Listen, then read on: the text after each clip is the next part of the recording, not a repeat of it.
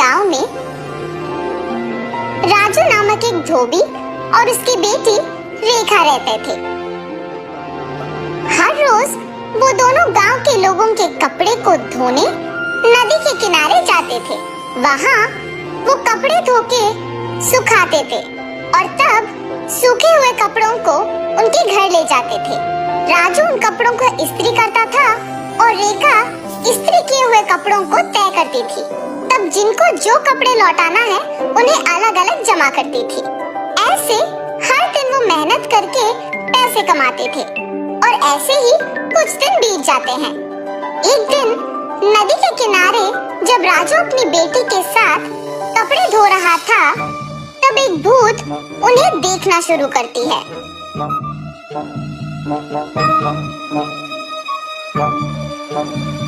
न जाने मैं कब ऐसे कपड़े पहनूंगी। ऐसे उन कपड़ों के पास जाकर उन्हें पकड़ने की कोशिश करती है, लेकिन उन्हें पकड़ नहीं पाती है। तब क्या मैं इस कारण इन कपड़ों को पकड़ नहीं पा रही हूँ कि मैं एक भूत हूँ? ऐसे सोचकर राजू की बेटी रेखा की ओर देखती है। बिना कुछ सोचे समझे उसके अंदर घुस जाती है। घुसने के तुरंत बाद लाल लहंगा और जैकेट मौजूद जगह को भाग के जाती है और हाथों में कपड़ों को पकड़ के बहुत खुश हो जाती है। बेटी को ऐसे अजीब तरह से पेश आते देख राजू कहता है, हाँ क्या हुआ तुम्हें रेखा? वहाँ खड़ी हो, बहुत सारा काम है, चलो। लेकिन रेखा में भूत घुसने के कारण वो कुछ नहीं कहती है। तब राजू उसके पास जाता है। रेखा गुस्से से अपने पिता की ओर बड़ी आंखों से और लंबी नाखून के साथ देखती है। उसे ऐसे देख उसके पिता डर जाते हैं। पापा, मुझे ये अच्छा लगा है और मैं यही पहनूंगी, ऐसे कहके वहाँ से चली जाती है। रेखा को ऐसे देख उसके पिता डर डर के घर धीरे से सारे कपड़े लेके पहुँचते हैं। तब तक रेखा वहाँ उसको जो कपड़े पसंद आए वो सारे पहन के तैयार होती है। अपने आप को वो सुंदर कपड़े पहने हुए आईने में देख बहुत खुश हो जाती है। हम सबको वो दिखने में रेखा थी, मगर उसको उसकी असली रूप एक भूत के ही रूप में दिखती थी।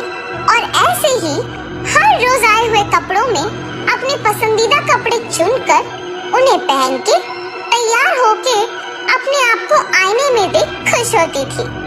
दिन प्रतिदिन उसका तैयार होने की चाहत बढ़ती जाती है। राक्षस की तरह अपनी बेटी का व्यवहार देख राजू परेशान होता था, मगर अपनी बेटी की सच्चाई को किसी से कह भी नहीं पाता था। और अगर कहा भी तो वो ये सोच के डर जाता था कि उसका नतीजा क्या होगा। एक दिन जब गांव के जमींदार राजू को धोने के लिए कपड़े लेने के लिए बुलाते हैं तो राजू वहाँ जाता है। कपड़े लेके जब राजू वापस घर पहुँचता है तो सारे कपड़े बाहर निकालता है। तब रेखा उन कपड़ों के पास आके उसमें पीले रंग लहंगा और लाल जैकेट लेके वहाँ से चली जाती है। जब राजू को कपड़े लौटाने का समय आया तो वो देखता है कि उसमें पीली लहंगा और लाल जैकेट नहीं है। तब वो सोचता है कि जरूर ये रेखा के ही पास होगा। रेखा के कमरे में जाके देखने पर वो उन्हीं कपड़ों में तैयार होके आईने के सामने खड़े होके अपने आप को देखते ही रहती है। आईने में भूत का डरावना चेहरा देख राजू डर के मारे चिल्लाता है, तुम यहाँ क्या कर रहे हो? राजू उसके ऐसे पूछने पर कांपते हुए कहता है, अम्मा, आपने जो कपड़े पहना है वो जमींदार की बेटी की है। इनको आज उन्हें लौटा देना है, कृपया उन कपड़ों को दे दो। हाँ? क्या? कपड़े? बिल्कुल नहीं दूंगी, जाओ यहाँ से। ऐसे कपड़े उनके पास बहुत होंगी। अगर आप अभी इन कपड़ों को वापस कर देंगे तो और भी कपड़े लेके आऊंगा। अब अगर मैं इन कपड़ों को नहीं लौटाऊंगा तो मेरा व्यापार नहीं चलेगा। मैं हाथ जोड़ के विनती करता हूँ, वापस कर दो, तुम मेरी बेटी नहीं हो। हा हा हा, सही पहचाना, हाँ, मैं तुम्हारी बेटी नहीं हूँ। ऐसी और कपड़े हैं? हाँ, बहुत सारे। तो फिर इन कपड़ों की मुझे क्या जरूरत? ऐसे कहकर उन कपड़ों को वहाँ छोड़ के हवा में उड़ के गायब हो जाती है। ये जान के जमींदार की बेटी के पास बहुत सारे कपड़े हैं, वो सीधा उनके ही घर पहुँच जाती है। अच्छे कपड़ों के लिए सारे कमरे छान मारती है। उस घर में मौजूद जमींदार के परिवार वासियों को राजू की बेटी का व्यवहार कुछ समझ में नहीं आता है।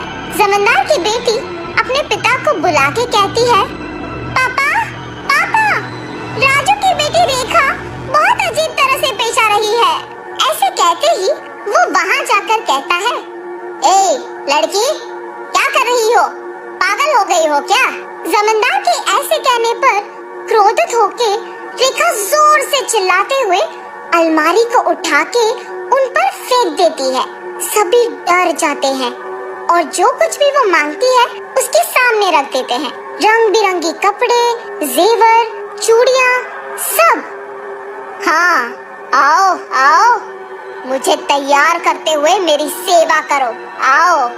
सभी डर के मारे उसके आदेश का पालन करते हैं।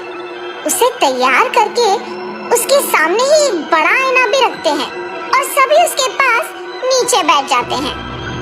तभी उसके पिता राजू कपड़ों के साथ जमींदार के घर पहुंचता है। राजू को देख जमींदार गुस्सा होके उस पे चिल्लाने लगता है। वो देख रेखा उसकी शक्तियों का उपयोग करके जमींदार को नीचे गिराती है। क्रोध में पागल होकर सारा सामान जोर जोर से नीचे गिराती रहती है। वहाँ मौजूद सभी को एकदम डरा देती है। एक स्वामी जी ये सब नहीं देख पाते हैं और जमींदार के घर पहुँच जाते हैं। सीधा रेखा के पास जाकर उस पे गंगा जल डालते हैं। कुछ मंत्रों का प्रयोग करके रेखा से उस भूत को बाहर लाके उसे एक बोतल में बंद कर देते हैं। भगवान के रूप में आकर आपने मेरी बेटी को बचाया। उस स्वामी जी का धन्यवाद करके जमींदार से भी माफी मांगकर वहाँ से चले जाता है।